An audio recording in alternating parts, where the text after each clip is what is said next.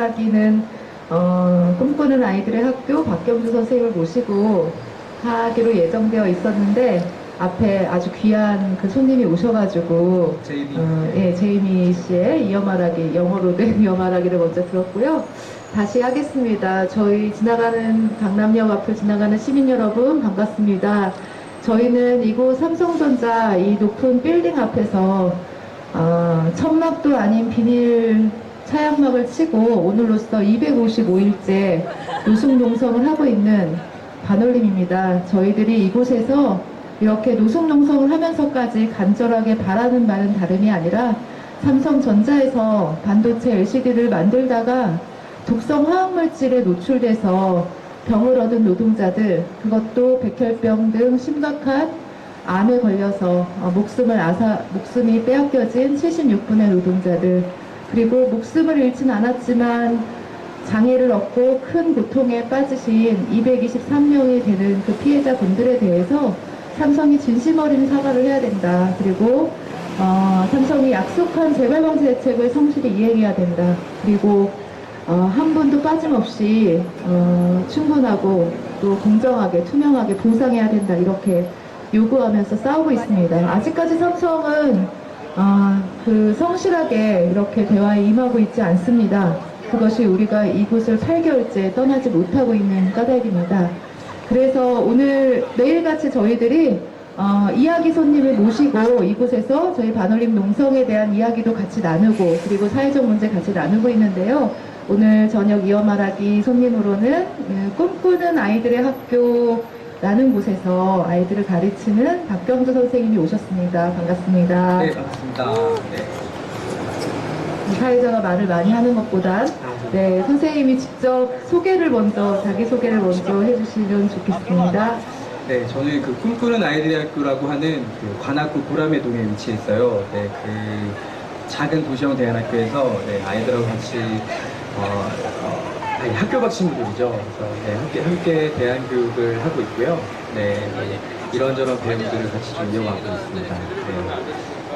그리고 저는 얼마 전에 오셨던 하승수 대표님, 저는 녹색당원이기도 하고요. 그리고 교회를 다니고 있어요. 그러시군요. 얼마 전에 하승수 대표님이 여기 오셔가지고 녹색당에서 할 수 있는 일을 하겠다면서 먼저 플래카드를 제일 잘 보이는 강남역 사거리 앞에 걸어주시겠다 이렇게 얘기했는데 오늘 딱 보니까 저기 플래카드가 걸렸어요. 삼성은 응답하라. 응답하라. 저 앞에 사거리에. 그래서 너무 감사드립니다. 일단은 녹색당 당원분에게도 같이 하신 일이라고 생각이 들면서 감사드리고요.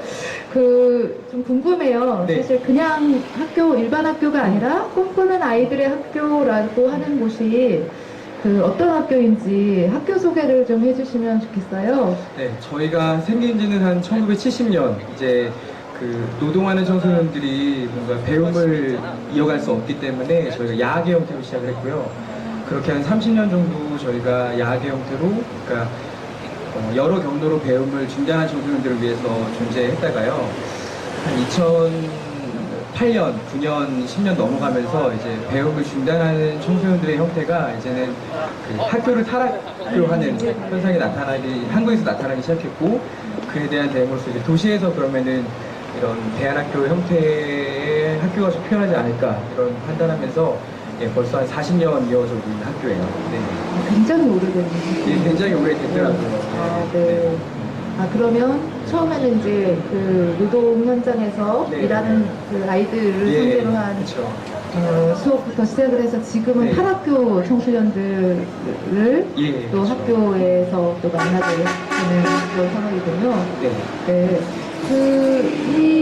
그러면 배우는 학교 학습 과제 이런 것도 우리가 일반적으로 다니는 학교에서 배우는 것과 동일한지 아니면 조금 더 다른 어떤 대안적인 형태가 있을까 그런 학습 내용도 좀 궁금하네요. 네, 그렇죠. 많은 학부모님들이 좀 궁금해하고 계신데요. 그래서 기본적으로는 저희는 3년 6학기로 진행을 하고 있어요. 그래서 월요일부터 금요일까지 정규 수업은 있고요. 대신에 저희는 국정 교과서는 사용하지 않습니다. 대신에 선생님들이 공부하신 내용들 또 학생들과 함께 이제 그런 수업들을 만들어 가고 있고요. 그래서 배우고 있는 건 인문학, 수학, 과학, 뭐 이런 영어, 언어 이런 것도 배우고 있고요. 그리고 이제 오후에는 문화예술 수업이라고 해서 뭐 아이들이 살아가는 데 필요한 생활 기술도 필요하잖아요. 네네. 전구도 가를 수 있어야 하고, 그리고 나무 목공도 만질 수 있어야 하고, 또 이제 음악적인 또 감각들도 필요하잖아요. 사람이 살려면. 그래서 뭐 연극부터 해서 요리 수업, 또 목공 수업, 그리고 사진 수업, 또 난타 수업, 기타, 진짜 우쿨렐레, 아주 많은 것들을 타악기 배우시는군요. 등등 여러 가지 아. 수업들을 배우고 있어요. 그렇구나. 인문학도 배운다고 하는 게 굉장히 또 아예 인문학도 매력적인 것 배우고, 같으네요. 참고로 제가 역사 수업을 진행하고 있습니다. 네. 역사 선생님. 네. 그러면 이 학생들이 나중에 네. 또 산업 현장에도 또 나갈 수도 있을 텐데. 네, 그렇죠. 네. 그 학생들을 위한 뭐 노동 안전과 관련된 그러한 교육도 혹시라도 시키고 있는지 저희가 사실은 궁금하네요. 노동권에 대한 얘기들을 많이 나눴었는데, 노동 안전이라는 개념에 대해서는 솔직하게 말씀드리면 크게 다뤄본 적은 없어요. 그냥 네. 기본적으로 아이들이 알바 많이 하거든요. 그래서 알바할 때 당하는 불이익이나 이런 거 중심으로 좀 얘기를 했지. 근데 안전에 대한 얘기를 제가 돌아가서는 꼭 하도록 하겠습니다. 네네. 중요한 문제인 것 같아요. 네, 사실 모든 학교에서 기본적인 의무 교육이 됐으면 하는 바람이 네, 있는데요. 맞습니다. 네, 대안학교부터 이렇게 시작이 되면 더 좋겠다는 생각이 좀 듭니다. 아무래도 자연스럽게 선생님께서 그럼 학교에서 아이들, 접하는 아이들이 네. 아까 탈학교 학생들이다 이렇게 얘기했는데, 이 좀 제도권 밖으로 밀려난 그렇죠. 네. 자이든 타이든 예. 그런 밀려난 학생들에게 어쨌든 양질의 교육을 제공하고 소통하고 이러한 학교라고 생각이 드는데요. 네.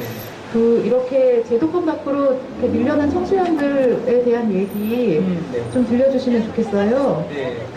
제일 궁금하신 거는 얼마나 1년에 그만두나 했을 때 교육부 통계로 보면은 한 1년에 한 6만여 명 정도 되는 것 같아요. 상당히 네. 되네요. 이렇게 통계가 된 지 벌써 2007, 8년 이렇게 해서 쭉 지금까지 이어지고 있는데요. 이제 단순히 그냥 학생들이 적응 못해서 학교를 그만두는 형태는 이미 그 시기는 좀 지난 것 같아요. 이제 어느 정도 사회 형상이 되고 있고, 또 사회 문제로도 이제 어느 정도 자리를 잡지 않았나, 그런 생각이 들어요. 그냥 단지 제도권 내 교육의 전부가 아니라 네. 제도권 밖에서도 이렇게 대안학교에서도 충분하게 배움의 길이 열려 있다. 네. 근데 어떻게 보면 또 이런 교육이 실제 진짜 앞으로 살아가는 데 있어서 잘 살아갈 수 있게 하기 위한 토양을 배우는 데는 더 양질의 교육이다 이렇게 또 자부하고 계실 것 같은데 그런가요? 저는 그렇게 생각하고 있는데 이렇게 모르겠네요. 교육부나 교육청에서 어떻게 생각할지는 모르겠지만, 저는 결국에는 이제 그런 자립할 수 있는 교육이 진짜 교육인 것 같아요. 그러니까 20살, 어쨌든 한국으로 치면은 20살 이후에 이제 스스로가 삶을 꾸릴 수 있는 그런 자립력? 그래서 생활 기술들도 배워야 되고요. 남자친구들도 바느질 잘할 수 있어야 하고, 뭐 칼질부터 해서 여러 가지 그런, 정말 잡다한 모든 거를 할 수 있는 아이들로 키우기 위해서 교육하고 있습니다. 그렇군요. 네, 감사합니다. 다음에 또 오세요. 네, 이 꿈꾸는 아이들의 학교라고 하는 곳에서 아이들을 이제 역사 교육을 가르치고 있는 건데 궁금해요. 학생 수는 얼마나 되고 또 뭐 좀 재미난 에피소드 학생들을 접하면서 느꼈던 점 이런 거 좀 소개해 주시죠. 네, 저희 학교 되게 좋아요. 그러니까는 한 반에 한 6명, 7명 이렇게 수업하니까 사실은 이렇게 둥그렇게 앉아서 늘 수업할 수 있고 되게 좋은 학교예요. 그래서 아이들도 뭔가 아이들이 원하면 언제나 수업 내용이 바뀔 수도 있고, 그리고 또 학생 좀 자치의 문화들도 있고요. 그래서 재밌게 공부를 해나가고 있고, 갑자기 에피소드를 생각하니까 생각이 안 나네요. 그 자리가 좀 갑자기 물어보면 또 생각이 안 나는 자리. 그거는 준비를 못해왔네요. 아쉽습니다. 제가 이따가 하다가 생각나면은 얘기해 되지. 네. 그러면 선생님이 질문해 오신, 준비해 오신 이 얘기를 좀 나눴으면 좋겠는데, 보니까 이 반올림 사안을 이미 오래전에 알고 계셨더라고요. 어떻게 알게 됐는지 궁금합니다. 저도 뭐 사실은 익히 다른 분들처럼 영화로 처음에 접하게 됐던 것 같아요. 또 하나의 약속? 영화로 접했고, 그거를 이제 또 수업할 당시에 아이들하고 같이 그 영화를 보기도 했었고요. 그러면서 좀 알게 된 것 같아요. 네. 네. 보니까 네. 어머니 얘기도 있으시고. 아, 네, 맞아요. 네. 네, 저희 어머님도 사실은 이제 초등학교 졸업을 채 못하시고 이제 공장에서 이제 시다부터 시작하셔서 시다에는 따옴표를 치겠습니다. 네, 시다부터 시작해서 여공으로 이제 꽤나 긴 시간 어머니 일을 하셨었는데요. 제가 군대 졸업하고 나서 이제 여공으로서 어머니의 삶을 들을 수 있는 기회가 있었어요. 근데 저는 좀 충격을 받았던 게 제가 당시에 이렇게 뭐 정원활동가도 여기 있지만 같이 에스모 대학에서 같이 공부를 좀 했었는데 거기서 수업 들었던 것 중에 여공의 역사 뭐 이런 것들을 공부했었는데 제가 어머니도 나이가 이렇게 비교해보니까 나이가 좀 비슷한 연배신 거예요. 그래서 엄마도 예전에 공장에서 일했다는 얘기를 들었어서 한번 물어봤는데 이제 엄마가 그런 좀 이야기를 해주시더라고요. 그러면서 엄마 거기서 겪었던 어떤 힘든 일들, 아픔들, 또 여자로서 겪었지만 또 여자 어린 노동자로서 겪었던 그런 어려움들에 대해서도 어머니 얘기해 주셨었고요. 그때 그런 얘기들이 저한테 되게 좀 깊이 다가왔던 것 같아요. 그래서 이 문제가 터졌을 때도 좀 감정이입이 저는 됐었고, 그래서 제가 아이들하고 하는 수업 안에서도 얘기를 꼭 넣어서 진행했던 적이 있었죠. 네. 어머님이 이제 어떤 상품을 만드는 제품을 만드는 공장에서 일했는지는 잘 모르겠지만 미싱이 되게 잘 네네. 보통 이제 여성 노동자들이 뭐 예전에는 봉제 공장, 그 다음에는 이제 전자산업 그 공장들에서 일을 많이 했었어요. 그러니까 여성들의 그러한 뭐 손재주 이러한 것들이 기술이 훨씬 더 이 산업에 적합하다 뭐 이런 식으로 사업자들이 생각했다고도 하는데 어쨌든 전자산업에 특히나 여성 노동자들이 많이 이제 분포해 있고 그런데 그것이 그러니까 사회적 문제, 그러니까 공장에서 어떠한 잘못된 작업 환경이나 혹은 노동권이 훼손되거나 이런 문제에 있어서 이 여성 노동자들이 문제이기 때문에 더 우리 사회가 부차적인 문제로 취급을 하거나 그래 왔었던 적도 있다고 생각이 들어요. 반올림 투쟁도 좀 그런 측면들이 있는 건가요? 네. 일단은 이 여성 노동자들이 거의 대부분 삼성반도체 공장에서 일하시는 분들 중에서 피해를 당하신 많은 상당수의 노동자들이 여성 노동자들이고, 이들이, 그러니까 뭐냐면, 시집가기 전까지 이 공장에서 잠깐 돈 벌고 집안의 가정 그 형편에 도움이 되는 그러한 자신의 꿈을 이루기 위해서 혹은 평생 직장으로 해서 그렇게 다니는 것이 아니라 어떤 누구의 꿈을 위해서 가족의 생계를 위해서 잠시 머무는 곳 이런 식으로 이제 하다 보니까 좀 더 그 안에서 이러한 어떤 노동자의 권리 이런 것들을 좀 더 생각하고 이루어지는 않았었던, 못했었던, 사회적으로 그런 분위기였던 것 같아요. 그래서 그런 것들도 좀 더 개선돼야 되는 부분이 아닐까 싶기도 한데, 네네. 그런 생각이 좀 들었습니다. 지금 이 꿈꾸는 아이들의 학교에서 역사 수업을 또 가르치는 선생님이신데, 현대사 이런 얘기도 좀 가르치시는지? 주로 근현대사 수업을 진행하고 있고요. 가장 뭔가 치열하게 역사 이런 전쟁이 일어나고 있는 장이라는 판단을 해서 아이들하고는 근현대사를 조금 다른 각도로도 좀 읽어보고 그리고 꼭 그런 어떤 노동자들의 역사에 대해서는 사실은 아이들이 또 이렇게 살면서 듣기가 쉽지 않을 수 있어서 반드시 좀 다루고 있어요. 제가 잘 많이 알진 못하지만 얘기를 하고 있어요. 선생님이 알아서 잘 하시겠지만 제가 또 그 역사를 가르친다고 하니까 저는 그런 게 좀 되어야 된다고 생각하는 게 사실 정치 권력에 대한 얘기는 굉장히 많이 어떻게 보면 굉장히 많이까지는 아니지만 현대사 공부를 할 때는 우리나라가 독재정부가 계속 이렇게 당연히 이어져 왔던 얘기들은 나와요.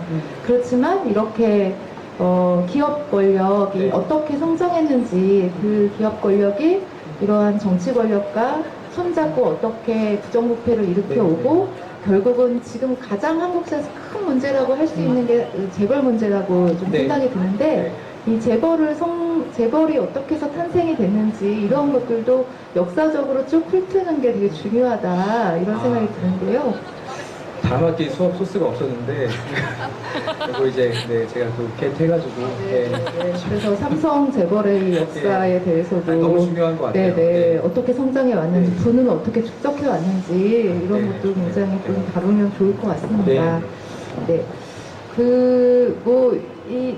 제가 저기 질문을 이런 네. 걸 해줬으면 좋겠다 얘기를 네. 뭐, 이렇게 해주셨는데 네. 마지막 질문 하기 전에 네. 앞으로 선생님이 지금 활동하고 싶은 내용 뭐 이런 것들도 소개를 하면 좋겠다 이렇게 써주셨어요. 네네. 그래서 제가 얘기하기보다는 선생님이 나는 이런 활동을 하고 싶다는 얘기를 편하게 얘기를 해주시면 네. 좋겠어요. 제가 좀 잘 모르는 예, 뭐 페미니즘 뭐 이런 그러면 그 전에 이제 해가지고. 얘기 안 했던 내용 네. 조금만 또 얘기를 아, 하고 네네네. 볼까요? 네.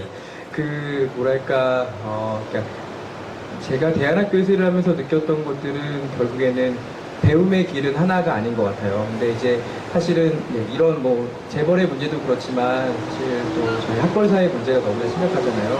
근데 너무 자연스럽게 제도권 학교만 학교라는 인식들이 사실 어느 순간 저는 이제 제가 대안학교라는 현장에 있다 보니까 폭력적으로 느껴질 때가 많이 있어요. 그러니까 예를 들어서 지나가는 아이들한테 기본적으로 뭐 중학생이니 고등학생이 이렇게 묻는 것도 사실은 상당히 폭력적인 연수일 수 있는데 왜냐면은 중학교 고등학생 아닌 애들이 있거든요. 그래서 그런 어떤 그러니까 당연히 그 나이 때 되면 학생이라고 하는 것도 되게 편견인 것 같고요. 그래서 그런 부분들 그리고 분명히 제도권 학교 말고도 무수한 배움의 형태들이 있어야 하고 또 그런 것들이 존중받아야 하는데 사실 그러니까 그게 또 하나의 단면인 것 같아요. 제도권 교육의 이제 그 단점이 되게 획일화된 한 가지뿐이 네, 정답뿐이 생각하지 못하잖아요. 다 되게 다양한 삶의 방식이 있을 텐데 그래서 대안학교에 대한 또 장점을 선생님이 얘기하시는 게 아닐까 싶기도 하고요. 예, 그렇죠. 그런 부분들. 근데 사실은 또 요즘에는 제도권 학교도 다양한 배움들을 준비해 놓고 있어서 하지만 그래도 뭔가 거기서도 이제 그게 안 맞는 친구들이 있는데 그 친구들 역시도 자신들이 하는 배움들을 인정받아야 하고 그거에 대한 교육권으로서 사실은 교육비도 지원받아야 되고 급식비도 지원받아야 하는데 그러니까 이게 논리가 약간 이런 식인 거예요. 그러니까 피해자한테 지금 자꾸 입증을 하라는 거죠. 그러니까 왜 학교를 나오고 이유가 있으니까 나온 거지. 그러니까 왜 나오고 버티지 못했으니까 교육비를 줄 수 없다. 뭐 이런 식의 논리들이 이제 돼가는 거죠. 그러니까는 좀 이렇게 선생으로서는 마음이 좀 아프고, 그러니까 저희가 활동하는 건 단순히 수업뿐만 아니라 아이들의 그런 권리까지도 저희도 또 싸워야 되는 부분들이 있는 것 같고요. 근데 그 인식이 너무 만연하고요. 이렇게 너무 공고해요. 그래서 깰 수 있을지 모르겠어요. 그리고 하여튼 뭐 그런 부분들이 질문. 있는데요. 네. 그럼 꿈꾸는 아이들의 학교는 그러니까 운영을 어떻게 하나요? 운영 얘기 여기서까지 그러니까 해도 되나요? 네. 지원이 안 될 것 같아서. 지원이 잘 안 되는데 저희가 어쨌든 한 40년 이어져 오다 보니까 많은 저희 학교를 거쳐가신 수많은 자원교사 선생님들도 계시고 또 후원자분들이 계셔서 후원해 주시고 하지만 그래도 재정은 늘 힘들죠. 그래서 저희도 뭐 이런 사회 공헌 공모 같은 것도 나오면 열심히 쓰기도 하고 그러고 있습니다. 질문은 끝났나요? 네. 지금 갑자기 손님들이 많아주셔가지고 그렇군요. 네. 근데 김승현 농호사님도 오시고 또 세 분이나 또 앉아 계시고 해가지고 길을 물어보기도 하나 봐요. 여기. 길 안내가 제일 많이 하는 일 중에 하나입니다. 그러니까 길을 물어보면서 이렇게 좀 교회 전도하듯이 이제 항상 먼저 이렇게 얘기하고 그런 방식이 되게 좋은 것 같은데요. 네, 좋은 방법이네요. 알겠습니다. 이 마지막에 좀 물어보려고 했었던 건데, 보니까, 뭐, 오키나와 가는 비행기 안에서 읽었던 도미야마 이치로의 문장, 이거를 어떻게 삼성 직업병 문제랑 연결을 시켰는지, 얘기를 좀 해주시죠. 무슨 내용인지 제가 정확히를 몰라가지고, 질문을 정확히를 못 봐봤지만, 선생님께서 잘 설명해 주시면 좋겠습니다. 최근에 오키나와 여행을 갔다 왔는데요. 사실은 한 7, 8년 전부터 오키나와 여행 준비를 했었어요. 근데 뭐 돈도 없었고 시간도 없었고 또 제가 여행을 그렇게 좋아하지 않아서 고민하다가 이번에는 꼭 한번 갔다 와야 돼서 갔다 왔는데 사실은 오키나와가 저에게 닿는 온도와 이제 같은 비행기를 타신 분들은 좀 다르더라고요. 이렇게 타자마자 이렇게 하와이안 셔츠를 입으시고 공항사 뭐랄까요, 그 방송부터가 이제 아시아의 하와이 이렇게 딱 명명하더라고요. 그래서 되게 뭔가 그런 위화감을 느꼈는데요. 그때 이제 뭔가 저는 이제 제가 좀 그들과 다르다는 걸 계속 인식하고 싶어서 이제 제가 오키나와 문제 처음으로 접했었던 도미야마 이치로라는 사람의 글을 이제 읽었었는데, 그 사람이 그런 얘기를 하더라고요. 그러니까 일상과 전장이 사실은 구분되지 않는다. 근데 일상과 전쟁이 구분되어 있다고 말하는 사람들의 얘기들 속에 계속 우리는 추궁하는 노력을 해야 된다, 이런 얘기를 하더라고요. 사실 일상과 전장이 다르지 않다고 하는 것을 끊임없이 발표내고 추궁해야 되는 게 자신들의 역할이지 않을까, 또 우리의 역할이지 않을까, 그런 얘기를 했는데, 제가 이제 이어 말하기 섭외를 받고서는 그런 노력들인 것 같아요. 벌써 사실 뉴스나 언론 같은 데는 뭐 삼성이 마치 지금 타결을 잘 한 것 같고 뭐 보상 거의 다 끝난 것처럼 지금 보도되고 있는데, 그러니까 그런 얘기들 속에 저희는 이 문제가 끝나지 않았고 절대 과거의 문제가 아니고 현재의 문제고, 또 이 해결되지 않는 과거는 결국에 미래에게 영향을 줄 수밖에 없다는 것들 저희가 끊임없이 추궁해 나가야 된다는 생각이 좀 들더라고요. 그래서 이 자리에 왔을 때 좀 그런 얘기 좀 나누고 싶었어요. 지금 선생님께서 말씀하신 것과 같이 저희 반올림 이 삼성 직업병 문제가 사실 언론을 통해서는 이미 다 끝난 문제로 지금 알려져 있어요. 네, 삼성이 보상도 다 했고 재발방지 대책도 다 마련했으니 이제 다 모든 게 9년 만에 다 해결됐다, 이렇게 얘기하고 있지만, 그렇다면 저희들이 여기서 노송농성을 할 이유가 전혀 없지 않겠습니까? 그쵸, 잘 해결이 되지 않았기 그쵸. 때문에 네. 아직도 삼성이 일정 부분 침묵하고 있기 때문에 지금 그쵸. 이곳에 있어요. 네, 맞습니다. 네, 저희들 피해자들이 바라는 것은 삼성이 과거에 어떤 잘못을 했는지에 대한 진심 어린 사과가 있어야 된다. 그리고 가해자가 일부 피해자에게 일방적으로 주는 불투명한 그러한 위로금조의 보상이 아니라 공정하고 투명하게 모든 피해자에게 충분하게 보상이 이루어져야 된다라고 해서 싸우고 있습니다. 이 사과와 보상 문제는 네. 삼성이 권우현 대표이사가 이미 네. 이제 그러니까 대화를 하기로 약속을 해놓고 지금까지 약속한 지 2년이 되도록 지금 지키지 않고 있어서 계속 농성을 하고 있는데요. 네.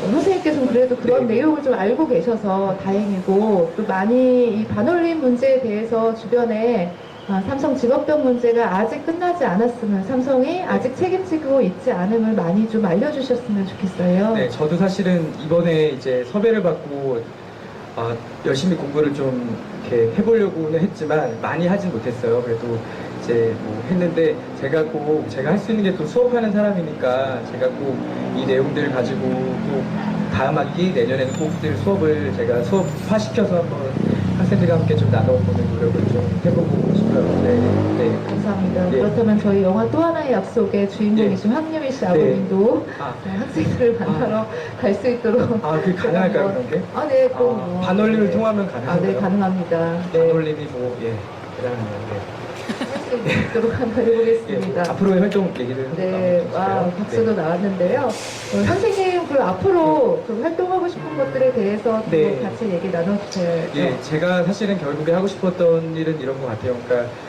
제가 어릴 적에 좀 말을 많이 더듬었거든요. 그래서 이제 다른 사람들에게는 뭔가 이렇게 일상적인 대화가 너무 말 그대로 일상적이고 상식적이었는데, 저한테는 사실 거의 저녁 내내 연습을 해야 가능한 일이었어요, 말을 하는 게. 그래서 그때 이제 느꼈던 거는 뭔가 좀 제가 좀 다른 사람이라는 걸 느꼈었고요. 그런 가운데 좀 어떤 차별이나 이런 불평등에 대한 민감함이 제 안에 좀 자리 잡았던 것 같아요. 그러면서 제가 이런저런 공부들 거치고 이제 교사가 되면서 제가 생각했던 거는 이런 좀 차별과 편견에 좀 대항한 지식을 생산하는 일을 내가 좀 해야 되겠다, 그런 좀 판단을 했고요. 그 목표는 결국에는 좀 누군가의 삶을 옹호하는 그런 지식들을 만들어내고, 또 제가 가르치는 누군가가 또 누군가의 삶을 옹호할 수 있으면 좋겠다, 이제 이런 고민들 하고서 지금 현장에 있는 것 같고요. 근데 참 안타까운 건 이제 제가 또 교육을 하는 사람이다 보니까 교육부 얘기를 할 수밖에 없는데, 지금 교육부나 서울시 교육청 같은 경우가 학교가 청소년들에 대한 그런 대책들이 이제 주로 이제 뭐 진로 교육이나 아니면 검정고시를 빨리 이렇게 끝내게 하는 식의 그런 그 학교 밖 청소년 문제를 좀 퉁치려고 하는 경향들이 있어요. 근데 저는 이제 교사로서는 말하고 싶은 건 그 나이 때 사실은 뭔가 민주주의적 감각을 기르지 않으면 진짜 이 친구들이 언제 또 민주주의 감각을 기를 수 있겠냐는 질문을 하는 것 같아요. 그래서 뭔가 좀 이런 학교를 나온 친구들이 다양하게 뭔가 민주주의적 감각을 기를 수 있는 배움터들이 곳곳에 더 생겨나야 하고, 또 그것들이 뭔가 교육권으로서 보장받아서 그 친구들도 교육비나 또는 급식비나 이런 것들을 정부에 정당하게 지원받아서 그들이 좀 그 잠깐 학교를 멈추고 한 2, 3년 정도의 기간 동안 충분히 뭐 공동체적인 생활 양식도 익혀보고, 또 단순히 그냥 검정고시 끝나는 게 아니고 진로 뭐 바리스타 배워봤자 그거 뭐 얼마나 사실 배워서 또 얼마나 또 쓸 수 있겠어요. 그런 기술이 필요한 건 저는 인정하지만, 근데 문제는 교육부와 교육청이 사실은 그런 식의 뭔가 단편적인 진로 교육으로 아이들 수업을 다 해버리는 게 저는 너무 좀 화가 나는 것 같아요. 그래서 그런 아이들이 민주주의적인 감각들을 기를 수 있는 그런 작은 배움터들, 또 그것들이 공개적으로 잘 홍보되어져서 아이들이 그런 교육을 배우게 되면 저는 당연히 반올림이 지금 하고 있는 이런 문제들에 대해서도 아이들이 좀 관심을 가질 수도 있고요. 좀, 그런 좀 민주주의적 순환들이 좀 이루어졌으면 좋겠다는 게 제 좀 큰 바람인 것 같아요. 선생님 말이 맞는 것 같아요. 사실 어제 저희 이어말하기 손님으로 오신 분이 문화평론가 고영재 선생님도 그런 얘기를 해주셨는데요. 결국 삼성 반도체의 문제 또한 민주주의 문제이다. 이제 그것을 어떻게 구현해낼 것이냐, 라고 하는 문제라고 얘기를 하셨는데, 그 선생님이 이 학교에서 가르치는 것들이 정말 좀 더 많은 사람들에게, 어떻게 보면 대안학교에서만 그러한 소수의 학생들을 상대로 해서 그런 얘기를 하는 게 아니라, 결국 대안학교에서 꿈꾸는 그 정말 진정한 삶을 구성하는 그런 뭐 민주주의적인 가치라든지 그런 것들이 제도권 교육으로 오히려 흡수돼서 모든 학생들이 그런 양질의 교육을 받는 게 우리의 대안이 정말 돼야 되지 않을까, 이런 제일 좋은 생각을 거는 해봅니다. 제도권과 대안 교육이 사실은 크게 구분은 되어 있지만 똑같은 권리를 지닐 수 있으면 저는 오케이 땡큐인 것 같아요. 근데 이제 지금은 뭐 사실은 대학교 친구들이 뭔가 당연히 검정고시를 봐야지만 학위를 취득할 수 있기 때문에 학부모들도 사실은 쉽게 보내지 못하는 부분들이 있거든요. 그런 부분들이 있고, 제가 꼭 하고 싶은 얘기를 좀 해봐도 될까요? 물론이죠. 죄송합니다. 저 길어지는 것 같아요. 뭔가 학교를 좀 더 학생들이 편안하게 그만둘 수 있는 분위기였으면 참 좋겠어요. 그러니까 좀 이제 아주 동의하시는 분들이 계십니다. 학교를 조금 더 학생들이 마음껏 편안하게 그만둬도 그 뭔가 불안함이나 두려움을 겪지 않을 수 있는 사회를 만들어내는 게 중요하다고 생각하고요. 그런 면에서 이 영상을 보고 계신 혹시 학부모들이 계시다면 걱정하지 마시고 연락 주십시오. 진짜로 좀 자신 있어요.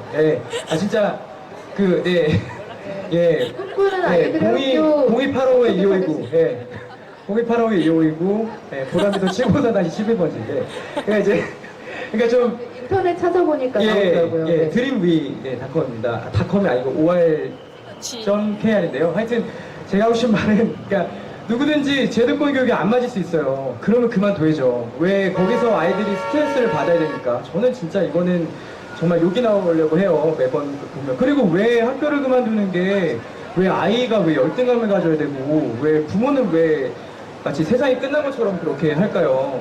그러니까 그 아이가 폭력을 당했던 뭐 조금의 지적 능력이 떨어지는 그 아이 잘못이 아니잖아요. 그러면 왜 그거를 자꾸만 부모님들이 좀 속상합니다. 그러니까 부모님들이 왜 자꾸 자기 자식을 그렇게 부끄러워하는지 좀 짜증이 나고요. 그래서 제가 하고 싶은 말은, 학교를 걱정하지 마시고 그만둬도 잘 준비해놓고 있어요. 언제든지 그만두세요. 청소년 여러분들 보고 있으면 진짜 언제든지 그만두시고 연락 주시고, 학부모님들 더더욱 여기 학부모님들 계신가요? 걱정하지 마시고 진짜 전 자신 있어요. 진짜 받으셨네요. 정말 진짜로 저희가 정말 재밌는 인생을 살기 위해서 필요한 기술들, 그러니까 남자애들이 요리 잘하고 바느질도 정말 잘 배울 수 있고, 그러니까 이미 그런 뭐 젠더 이런 것들이 정말 잘 극복해서 저희가 배울 수 있는 자신이 있기 때문에요. 저기 걱정하시는 분들 계시면 정말 연락 주세요. 저는 자신 있고요. 그런 일을 하기 위해 제가 열심히 더 공부도 해야 될 테고요. 그래서 제가 하고 싶은 말은 네, 아직 안 했어요. 학교를 더 그만뒀으면 좋겠다.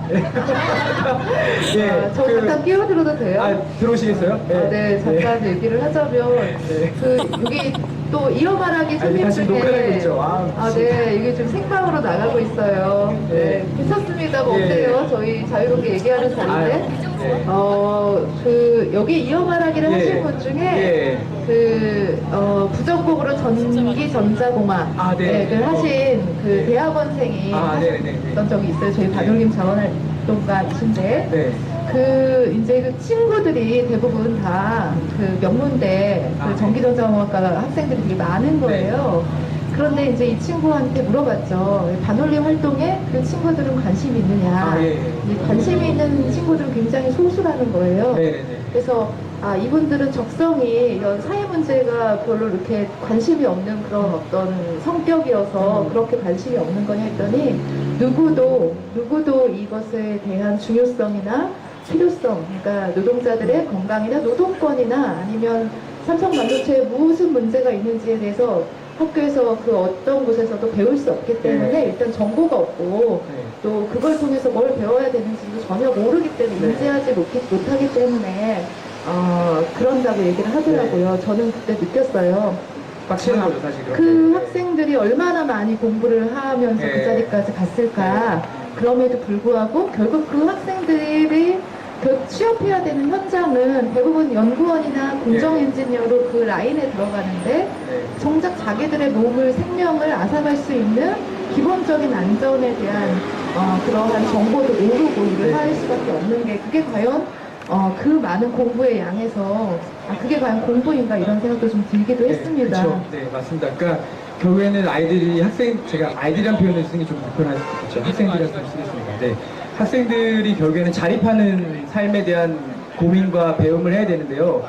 그러니까 이게 이놈의 교육은 사실은 노동권과 안전권을 스스로 챙기는 것도 자립에 되게 중요한 부분인데 그런 것까지는 생각을 안 하는 거죠. 그냥 입시 준비해서 아이들 대학 가게 하고 그런 마치 다 되는 것처럼 얘기를 하는데 저는 그런 교육은 사실은 그게 뭔가요? 그러니까 해서 뭐하며 그런 애들을 잡아둬서 뭐하며 그러니까 모르겠어요. 그런 친구들이 인생을 잘 살고 있다? 예, 전 좀 퀘스천 마크가 붙는 것 같아요. 그래서 진짜 좀 삶을 위한 교육을 학생들이 좀 배워야 하고요. 그걸 위해서 학부모님들은 조금 걱정이 되시고 두려우실 수 있겠지만 전 적극적으로 대안교육 하셔야 된다고 생각합니다. 그래서 여기다 제도권학교 나오신 분들 되게 많으실 텐데요. 학교를 그만두게 좀 두세요. 좀 진짜. 근데 사실 과격 어떻게 보면 과격한 좀 죄송합니다. 과격하게 얘기해서 사실은 아마 그 동종 업계에 계신 그 대학교 선생님들도 학교를 더 적극적으로 그만두라라고 말하는 사람들 많이 없더라고요. 그러니까 저는 사실 그거는 전 못하겠어요. 그런 말은요. 저는 오히려 학생들이 이제 힘들면 언제든지 그만둘 수 있게 해야 하고 스스로 자립하고 자기 선택권 가질 수 있게 그렇게 좀 가정에서도 그렇게 해주시고 예 정말로 서울에 많은 대안학교들이 있어요. 잘하고 있고요. 그래서 걱정하지 마시고 연락 주세요. 0285-2529 연락 주시면은 페이스북 밑에 막 악성 예. 댓글이 달리면 어떡하죠? 죄송합니다. 그러면은 제가 잘못했습니다. 근데 저는 근데 진짜 그러니까 그렇게 해가지고요. 그렇게 대학 가서 지금 자기가 전자전공인데 이런 일이 벌어지고 있는 거 사실 동종업계잖아요. 네. 그게 무슨 교육이고 그게 무슨 삶을 위한 자립이고 저는 뭐 그런 거 믿지 않고요. 저 좀 편협한 사람이어서 학교를 자연스럽게 그만둘 수 있도록 동료해 주시고 주변에 고민한 청소년 있으면 정말 연락 주세요. 정말 연락 주시면 같이 잘해보겠습니다. 많이 좀 과했습니다. 어제 죄송합니다. 이어 말하기 손님을 오신 고영직 문화평론가님께서 좋은 글이나 좋은 말은 역설법을 쓰는 글이래요. 선생님께서 이게 죄송합니다. 쓰신 말씀이 지금 현재 제도권 교육 문제가 많은가 이런 것에 대한 성토가 아닐까 제가 좀 수습을 해보려고 하는데 더 이상 수습이 안 될 것 같고요. 제가 이제 저는 이제 또 교사이면서도 연구하는 사람인데요. 제가 공부를 계속 하고 있어서 제가 줄길되고 있는 그 사상이 이제 후기식민주의 뭐 이런 건데요. 상당히 찌질한 학문입니다. 그래서 꼬치꼬치 깨묻고 아주 그냥 끝까지 추궁하고 과거 이 정도면 니네들 되지 않았냐고 얘기하는 거에 늘 이제 아직도 식민주의라고 말하고 있는 그런 사상인데요.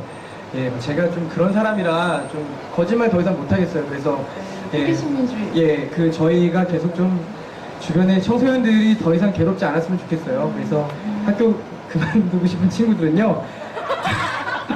네, 정말로 예, 해주시면요. 네, 그게 저는 정말 우리 사회 민주주의가 더 고양되고 성숙하는데 정말 큰 예, 이슈라고 생각하고요. 예, 제가 좀 죄송합니다. 제가 말을 자꾸 이렇게 아니에요. 하네요. 예. 저한테 죄송할 건 전혀 없습니다. 네, 제가 자꾸 수습을 예. 해보려고 노력은 하긴 하지만 그 어쨌든 다양성이 존중이 되고 예, 개성 만점인 사회 사실 이 이어말하기 자리에서 오시는 손님들이 예. 평소에 못다 하신 얘기를 여기에서 우리 사회가 이렇게 바뀌어야 된다는 얘기를 막 쏟아내세요. 제가 한마디만 더 해요. 네, 합니다. 예, 그 저기 다양성이란 말이 되게 좋은데요.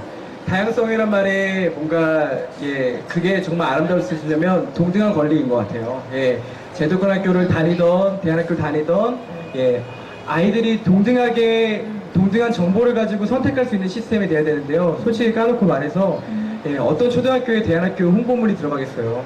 어떤 중학교에 대안학교 홍보물이 들어가고 고등학교에 대안학교 홍보물이 들어갈까요? 근데 사실은 제도권학교 같은 경우는 당연히 상급한다는 인식들이 있잖아요. 예, 그 자체가 이미 무대가 기울어진 거거든요. 그래서 제가 말한 다양성들은 그런 다양성을 준다면 아유 저도 뭐 제가 뭐 제도등학교 뭐 제가 계속 그렇게 비판할 이유가 뭐가 있겠습니까? 근데 이제 예, 뭐 지나가는 청소년들이 계시면 예, 그런 것들 좀 귀 기울여 들으셔서 네. 예, 좀 같이 행복한 삶 살았으면 좋겠어요. 네. 아, 네. 아니요. 죄송할 건 아니고. 근데 선생님 진짜 어렸을 때 말을 못했던 게 사실인가요? 믿겨지지 않을 정도로. 말을 못해가지고 이제 말씀하시는데. 저기 한 20살때부터 이렇게 튀어져가지고 아, 예, 주체가 피어가지고. 안 되네요. 네. 아, 그렇군요. 방언. 일단 예. 저희가 이제 사실 선생님이시니까 예. 제가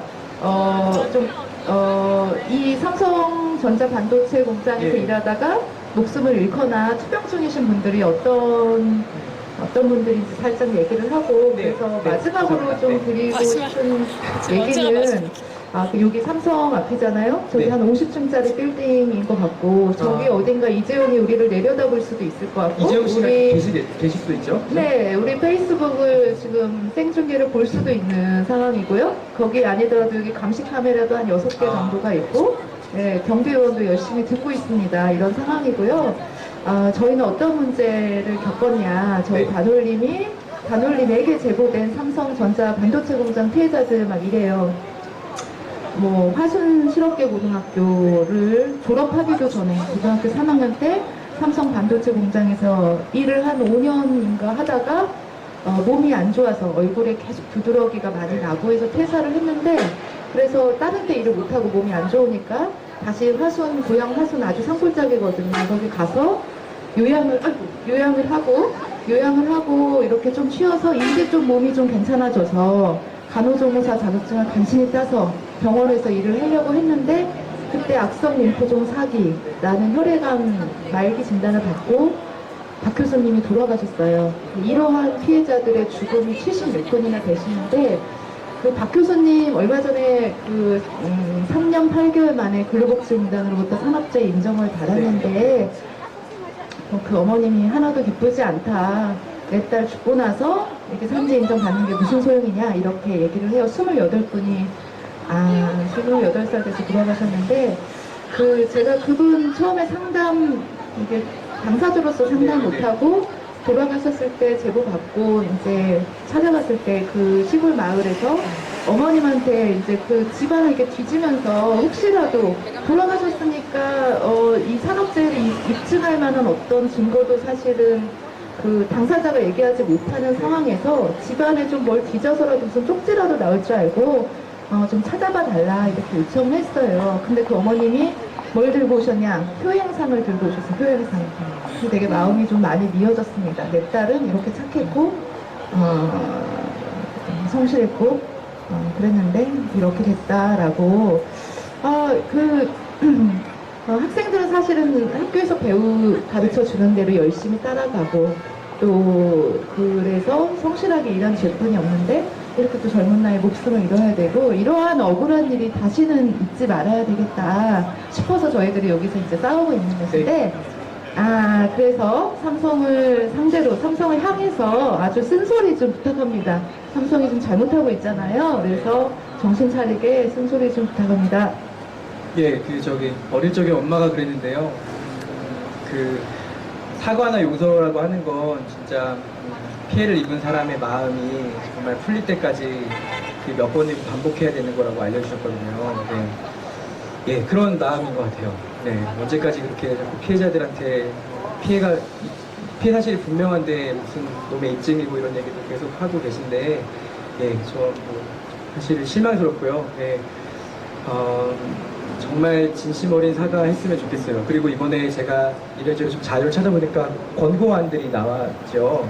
조정 예, 권고안. 조정 권고안 나왔는데, 예, 그거 이행하는 게 맞는 것 같아요. 예. 지금 본인들이 지금 얻고 있는 부나 이런 이윤들이 너무 자연스럽게 지금 본인들이 잘해가지고 지금 얻은 걸로 생각하고 있는데, 지금 뭐 완전히 사실 정부는 언제까지 삼성 쉴드를 그렇게 칠 거예요. 그런 쉴드가 없었으면 본인들이 어떻게 저렇게 빌딩을 세우고 이렇게 하겠습니까? 진짜 좀 속이 상하고 화가 나고요. 예, 분명한 사과와 함께 이번에 그 권고안 나왔던 거, 조정 권고안 나왔던 거 이행하시기를 부탁드리고, 제 얘기가 뭐 두렵진 않으시겠지만 정말 계속 입으로 떠들 겁니다. 예, 떠들고 제가 가는 곳곳마다 계속 이렇게 좀 떠벌릴 거고요. 그렇게 해서 저도 제 싸움을 좀 계속 해나가고 싶고요. 그러니까 제가 그렇게 만만한 사람은 아니에요. 그래서 제가 어디 가나 지금 얘기하겠습니다. 곳곳에 얘기하고, 든든합니다. 얘기하고, 진짜 저런 건 안 되고, 진짜 뭐 하는 거지. 본인들이 잘해서 저렇게 번 거로 생각하는데, 그건 진짜, 삼성 이제 이건희가 한 해 주식 배당금으로 1,700억 원 이상의 돈을 가져간대요. 그러니까 평생이 아니라 연간에. 근데 이건희가 사실 지금 경영 일선에 전혀 뛰고 있지도 않고 살았는지 죽었는지도 확인할 수 없는 부자가 1,700억 원의 주식 배당금만 그렇게 가져간다고 해요. 사실 그 돈은 노동자들이 현장에서 피땀 흘려가면서 사실 번 돈인데, 그것들이 정말 이 재벌 회장들 배불리고 부를 부정하게 축적하는 데 쓰이는 게 되게 속상합니다. 저희 아이들이 수업 때 얘기했던 건데요. 삼성이 무슨 애들이 인터넷을 보다가 무슨 삼성이 사회공헌 뭐 이런 거 하는 걸 봤나 봐요. 그래서 저한테 애들이 와서 삼성은 좋은 일 하는 거 아니냐고 얘기했을 때, 제가 말하기 전에 어떤 친구들이 야, 그거 퉁치려고 하는 거잖아, 이렇게 표현하더라고요. 네.